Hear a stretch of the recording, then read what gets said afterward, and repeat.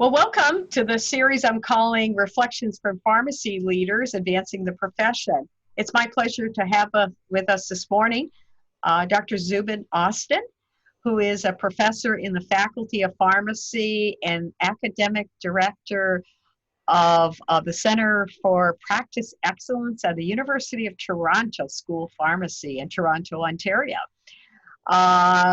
His research is focused on health human resources. He's been recognized by the University of Toronto for the President's Research Impact Award and Teaching Excellence Awards.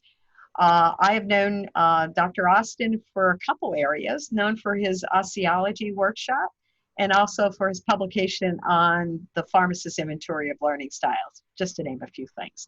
So welcome, Dr. Austin. Thank you very much. All right.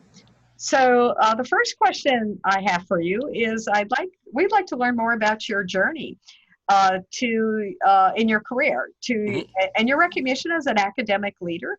And when you respond to this, you may want to reflect on key events that helped shape your journey and or people that helped influence you in your journey. Sure. Well, thank you for asking. It's an interesting thing for me to reflect on how I got to where I am today, particularly given the circumstances we find ourselves in right now and just the way the world is today. I consider myself fortunate, I guess, to be old enough to have come of age in a time where I had the luxury of being careless. I had the luxury of being able to meander through my career, and I didn't have to, I think, be as organized and focused in making career choices as perhaps young people today have to. I entered pharmacy school at a time when I was able to take the degree directly out of high school. I received the bachelor's degree, so it was only 4 years. And by the time I was 21, 22 years old, I had qualified as a pharmacist. I also came of age in a time where student debt was not an issue, and that also gave me an enormous amount of flexibility. I graduated as a pharmacist, and I must admit I was less than enthusiastic about the career choice I was about to enter, but I managed to land a very good clinical job at one of the large Toronto teaching hospitals. Again, in those days, you didn't need to have a residency, you didn't need to have a PharmD. People were hired into good clinical jobs directly out of their bachelor's degrees. And so, despite my ambivalence about what I had learned in school, I took a job in a teaching hospital, and I would say immediately fell in love with the job, fell in love with the profession, and really started to understand what a pharmacist could do in a highly clinical setting. One of my first jobs was to actually set up a brand spanking new clinical service in psychiatry. There were no psychiatric pharmacists or psychiatric specialty pharmacists at that time where I was. And so the director asked me if I was interested in using this clinical liaison role as a way of setting up a service. And when I got there, what I found were a group of psychiatrists and nurses and other healthcare professionals who were desperate for what a pharmacist could offer. Very early on, I partnered with one of the nurses, and we started to develop a series of patient education groups. I partnered with one of the residents, and we started to develop a series of in-service training modules and tutorials for psychiatric residents. It was such a seamless transition. I was so embraced and valued, and suddenly everything that I'd learned in school seemed relevant, and I could understand what a pharmacist could do. I did that role for about 3 years, and then at that point, and again, it might seem strange by today's standard, the director of the pharmacy department saw managerial potential in me. And I was promoted to being a clinical manager. And at that time, too, the hospital was developing a management training stream for promising candidates. And it seems very strange by today's standards, but I was actually invited to do a Master's of Business Administration, an MBA degree, at the hospital's expense. Not only would they pay for my tuition, they would give me time off, and it was a way of them sort of cultivating what they thought would be the next generation of administrators. Once again, I was a bit ambivalent about this, but who's going to say no to free education? At this point, I would say my opinions started to sour a little bit, frankly. I did not take very easily or naturally or well to an administrative role. I don't think I did very well in terms of human resource management, and didn't particularly like the job of clinical manager, frankly. But I sort of muddled my way through it, through the job, was able to get through the MBA degree, and I absolutely loved that degree. It was such a fascinating, eye-opening, different kind of a degree than pharmacy was. And just at the point that I graduated with the degree, we had an enormous economic slowdown. And this would have been in the early 1990s, well before many of your listeners may even be aware of. But at that time, the economy troughed. It was a major economic downturn, and what it meant was that hospitals and other places all of a sudden needed to cut costs, and generous offers to subsidize tuition and pay for people to go to school not only didn't exist, but the middle management job that I was being trained for suddenly wasn't going to be there anymore. And so I gladly at that point accepted a buyout package from the hospital, recognizing that actually, even though I enjoyed the education, I didn't really want to do management in a hospital. Fortunately, I was then approached by the university to become an instructor, to start teaching courses there. And I had never really thought about an academic career. I'd never really thought much about teaching. I enjoyed clinical teaching as a preceptor, but I hadn't thought about formal lecturing very much. But I needed a job. They needed someone with my degree and experience. And I started working at the university in a lecturer role. And I would say, honestly, from day one, I loved it in a way that management never really fit me particularly well. Teaching in a university setting fit me like a glove. I thoroughly enjoyed it, loved the student interactions, and very quickly just found my niche there. The university system in Canada is a bit different than in the United States. It's sort of more modeled on the British system. And so in the Canadian system, we have two fairly distinct groups of individuals, professors and lecturers. Professors typically do much more research and a little bit of teaching, while lecturers do almost all teaching and very little research. And I was originally hired into a lecturer stream. My dean at the time, Don Poirier, saw potential in me and very early on said, well, you like teaching, you're good at it, but if you really want to make this a career, you better go and get a PhD, and you'd better get a proper tenure stream professorial job. I'm happy to say I listened to him, I followed his guidance, got the PhD, and from there moved into a professorial stream job. And I've been doing this now for close to 30 years. And I'm very grateful for the opportunities that I had. Wow. Thank you very much for that. So the next question has to do, what do you believe will be your legacy in 20 years? And I often rephrase that question because people say legacy, they chuckle about that. And legacy is often after you're no longer around, probably to some extent. But reflecting on your contributions, what are you most proud of in terms of your contributions that really has helped advance the pharmacy profession?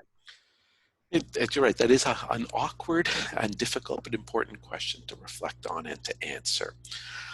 For me, when I think about it, first and foremost, I would say it's actually, I think, some of the work that I've been able to do with many of my graduate students. I've been very fortunate over the years to have some amazing graduate students, and many of them have already gone on to very senior administrative roles. One of my graduate students, for example, is a vice president now of a large teaching hospital. Another PhD student of mine is an associate dean academic, actually, in New Zealand at the university in New Zealand. Weirdly enough, one of my students is actually my current boss. And so I think the students that I've worked with over the years in terms of training and their development have been a really important part of the satisfaction I've had in my job. I've also started over the last few years to really focus some of my time and interest in the production of textbooks. I know that as an instructor, I really value textbooks that are good. And I think in pharmacy, we tend to not necessarily have as many textbooks that are valuable for teaching and for professional development as we need. And so I've written one textbook through a British publisher focused on research methods in pharmacy practice. And very shortly, a new textbook that I've written for the American Pharmacists Association, focused on interprofessional communication, will be released. And I'm going to shortly be starting on, irony of ironies, a new textbook for APHA focused on human resource management in pharmacy. And so the idea that textbooks, I think, are the sorts of things that for years down the road, students, practitioners refer to. I think that's going to be something that I hope will be valuable for the pharmacy world. Very good. Thank you very much. So what advice do you have for students in their professional journey, and advice as they develop as leaders? And when I say leaders, I'm talking obviously leaders to help advance the profession. Yeah. Any advice that I give a student today needs to be taken with a grain of salt, that the world I grew up in is completely different than the world they're growing up in. And so issues, again, like around student debt, the complexity of the world, the competitiveness of the world, it was just a very different world that I was in. So take whatever I say with a grain of salt. But one thing I would say I am kind of grateful for, weirdly enough, is that when I graduated, I actually did not have a clear-cut idea of what I wanted to do or be. I was ambivalent about the job I was about to start, and that ambivalence worked well for me because it just made me open to whatever the universe threw my way. That openness to opportunities, I think, was important. And the other thing that really served me very well was actually listening to what older people were suggesting for me. Across my career, what I have found is that there are so many older people who actually know things, who have experience to share, and who are genuinely interested in seeing a talented young person succeed. Listen to them, ask them questions, encourage them to share their insights, and realize, wow, you have a lot that you can learn from these people. They don't have to be formal mentors, but there's a lot of wisdom that I'm very appreciative that I listen to. Very good. Excellent. This ties in very well to the purpose of these interviews. So my final question has to do with as these these interviews will be used in a number of ways, but one of them will be embedded in my history course, History and Pharmacy Leadership course. And one of the things that, as we study the decade of the 2020s, one of the key events in that journey will be the COVID-19 pandemic. Like other events that have shaped our history, as we study history, there are many events that have shaped our history that happens in the world. So how do you see the history being written with COVID-19 pandemic, and how do you see that being an opportunity for our profession, for the pharmacy profession? Yep. It's a great question. And of course, at the time that we're recording this, it's all very speculative because we're just at the start of what no doubt is going to be a wrenching series of societal and professional adaptations we're all going to need to acclimatize to. One of the things that I think puts pharmacists in general in a very good position is that in general, we are a fairly smart group of individuals who have flexibility with technology and who actually have, I think, a fairly community-minded spirit of wanting to see everybody succeed. It's so easy during times of crisis to imagine that what's going to succeed is a winner-take-all mentality. That what works is if everybody just takes care of themselves and beggars their neighbor. In general, my experience with pharmacists around the world is that we actually are concerned about our communities. We don't think as selfish individuals. We tend to think as community-minded groups that realize that we're all in the same boat and we will sink or swim together. And I actually think during a time like this, in the longer term, that kind of thinking and ethical framework that guides the way we interact with others, that's going to be so hugely valuable for us. Mhm. Most of us aren't grand standards. Most of us aren't people who are particularly selfish or self-interested and just want what's best for us. The kind of community mindedness, let's all help one another to get through this, I really believe in the longer term is going to be what helps our profession to succeed, but provides the glue that our communities and societies need to move through this really difficult period. Mhm. Very good. Thank you very much.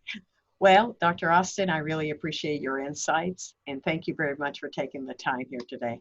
My pleasure. I wish you the best with this series. And of course, I wish all of the people listening to this with all the best in what no doubt are going to be interesting times. Thank Best you. wishes for success. Thank you.